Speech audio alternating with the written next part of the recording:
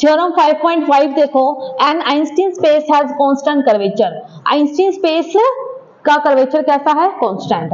तो we have prove that, हमने कल ये थ्योरम प्रूव करी थी, R J P comma J is equal to half del R upon में डेल एक्स पी, ये आइंस्टीन टेंसर है।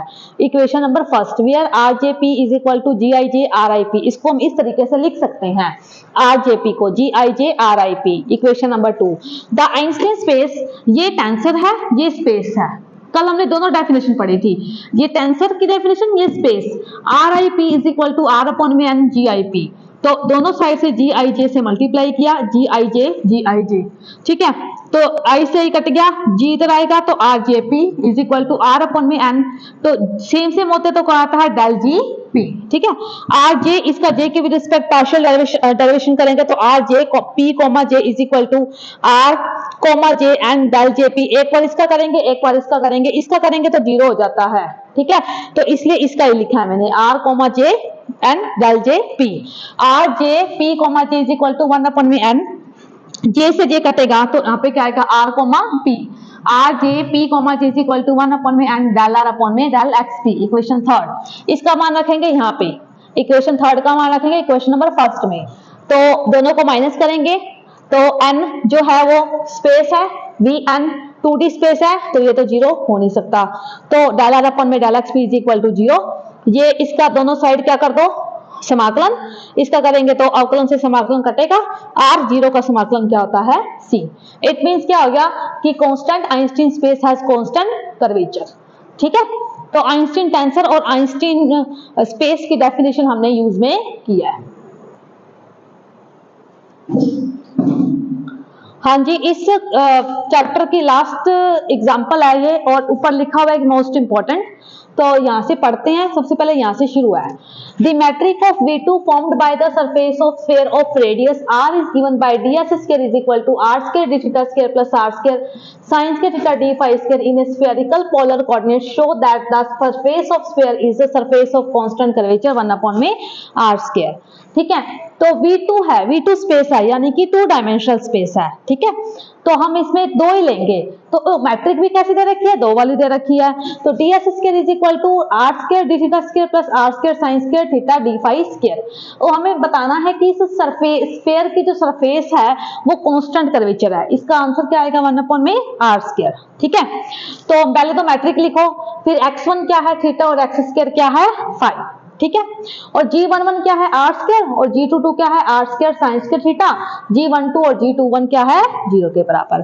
तो हमें मॉडुलस ऑफ G की जरूरत पड़ेगी, मैट्रिक में लिख दिया तो क्या आ गया? r4 sin square theta. तो Gij की इतनी नीड नहीं है, लेकिन फिर भी हमने लिखा है, ठीक है। तो सबसे RIJK का मान मैंने याद करवाया था कल की क्लास में आपको, तो कैसे लिखते हैं? हाफ, पहले बाहर बाहर वाले R के, फिर अंदर अंदर वाले IJ, फिर RJ, फिर IK, plus plus minus minus. RIJ की वैल्यू कैसे याद करवाई थी? पहले तो आएगा बार बार वाले R के, नीचे का आएगा IJ, फिर अंदर वाले IJ, नीचे क्या आएगा? RK, फिर आएगा RJ, नीचे IK, फिर आएगा हमारे पास IK और RJ, ठीक है।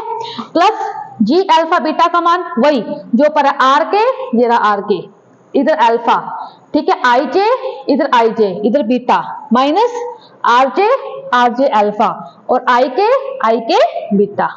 RIJ की वैल्यू ढंग से याद करनी है आपको, ये हमने बिना की आइडेंटिटी थ्योरम में कल करवाया था मैंने, ठीक है। अब हम उधर चलते हैं।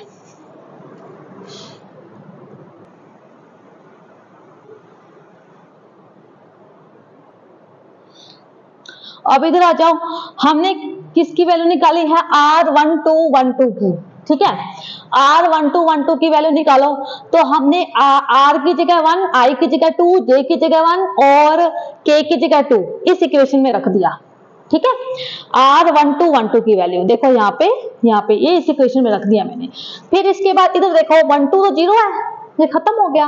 2 1 भी 0 है, ये भी खत्म हो गया। अब G11 क्या है? G11 है R स्क्वायर, और X2 क्या है? फाई। R स्क्वायर का फाई के विद रिस्पेक्ट पार्शियल डिफरेंशिएशन करेंगे तो क्या होगा? 0।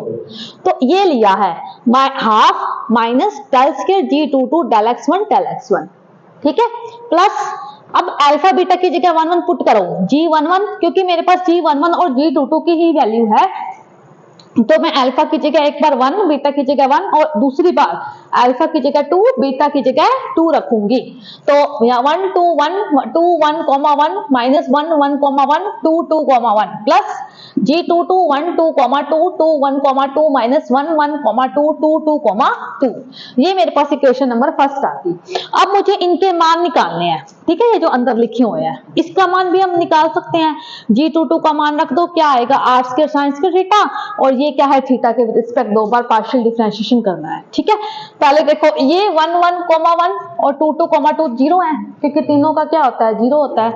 अब इसका मान निकाल दो 1 2 1 और 2 1 1, इनका मान एक ही होएगा। देखो पहले इसको खोलो, 1 के साथ 1 नीचे 2, 2 के साथ 1 नीचे 1 है ना, और 1 के साथ 2 नीचे 1, ठीक है। तो हमारे पास इसका मान देख लो, G11 का क्या है मेरे पास आर स्क्वायर, इसका 5 0, 2 1 का क्या है ही नहीं, 1 2 क्या है ही नहीं, तो इसका मान कितना आ गया 0। इधर देखो अब किसका निकालना है 1 2 2 1 2, इसका निकाल दो। तो इसका निकालेंगे 1 का 2 के विद रिस्पेक्ट नीचे कितना आएगा हमारे पास 2, फिर 2 का 2 के विद रिस्पेक्ट नीचे कितना आएगा 1, फिर इसके बाद 1 का 2 नीचे कितना आएगा 2। अब G22 है, 22 का मतलब क्या होगा R square sine square theta, और x1 का मान कितना है थीटा। तो ये देखो ये लिख रखा है मैंने, ठीक है। 1 2 0 है, 2 1 भी 0 है, इसका करेंगे तो कितना आएगा आर स्क्वायर तो बाहर निकल जाएगा, साइन स्क्वायर थीटा का 2 साइन थीटा कोस थीटा, 2 से 2 कट गया R square sine theta cos theta. अब क्या बच गया, अब रहेगा 2 2 1 2 2 1, तो 2 का 1 के रिस्पेक्ट है ना, 2 का 1 के रिस्पेक्ट नीचे 2, 2 का 1 के विद रिस्पेक्ट नीचे 1, और 2 2 का 2 के विद रिस्पेक्ट नीचे x1।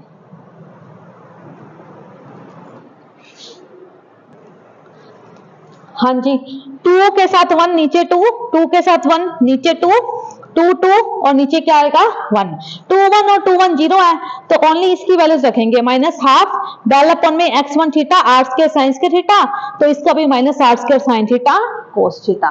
ऊपर आ जाओ, put this values in equation number first, इसकी पुट करो सबसे पहले minus half del square G22 की वैल्यू पुट कर दी R square sine square theta, और डेल x1 क्या है del theta, del x1 del theta तो 2 डेल थीटा का स्क्वायर, ठीक है, प्लस फिर इनकी वैल्यू पुट करो, G11 की वैल्यू क्या थी, ऊपर वाले 1 1 की वैल्यू क्या थी 1 अपॉन में R square sine square theta, ये दे रखी है आपको है ना, मल्टीप्लाई इनकी वैल्यू सारी पुट करेंगे R square sine theta cos theta, R square sine theta cos theta, ये सारी वैल्यूज इक्वेशन नंबर फर्स्ट में पुट करेंगे हम, ठीक है। तो माइनस 1 अपॉन में 2 थीटा, इसका एक बार करना आर स्क्वायर बाहर आ जाएगा, साइन स्क्वायर थीटा का क्या आएगा 2 sign theta cos theta, plus अब इसका क्रॉस करेंगे तो ये बचेगा आर स्क्वायर कोस के थीटा, क्योंकि आर स्क्वायर से आर स्क्वायर, साइन से साइन, साइन से साइन कैंसिल हो गया, बचा क्या आर स्क्वायर कोस के थीटा। ऊपर है, ये ऊपर लिखा है मेरे पास स्पेस नहीं है इसलिए, ठीक है। तो माइनस 1 अपॉन में 2, फिर से इसका कर दो 2 आर स्क्वायर तो बाहर पड़ा था, ठीक है, तो 2 साइन थीटा कोस थीटा क्या होगा साइन 2 थीटा, कोस थीटा का साइन 2 थीटा का क्या होगा कोस 2 थीटा, 2 थीटा का बाहर निकल गया 2, ठीक है।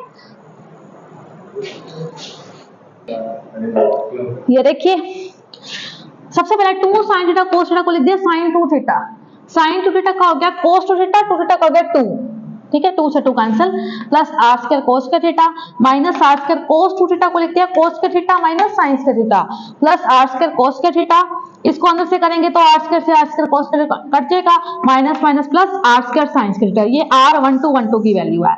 फॉर 2 डायमेंशनल कोई इज इक्वल टू होता है R1212 divide by G modulus of G, तो R1212 की वैल्यू निकली आर स्क्वायर साइंस का थीटा, और G की वैल्यू क्या थी R4 साइंस का थीटा, साइंस के थीटा से साइंस का थीटा 1 अपॉन में आर स्क्वायर, इसका कर्वेचर क्या हो गया 1 अपॉन में आर स्क्वायर, ठीक है। ये हमारा लास्ट एग्जांपल था इस चैप्टर का। अब आफ्टर दिवाली वेकेशन हम शुरू करेंगे नई बुक, उसका चैप्टर स्टार्ट करेंगे, शायद स्पेशल फंक्शन स्टार्ट करेंगे अपने इसके बाद, ठीक है। ये टेंसर का बहुत सारा कंप्लीट हो गया आपका।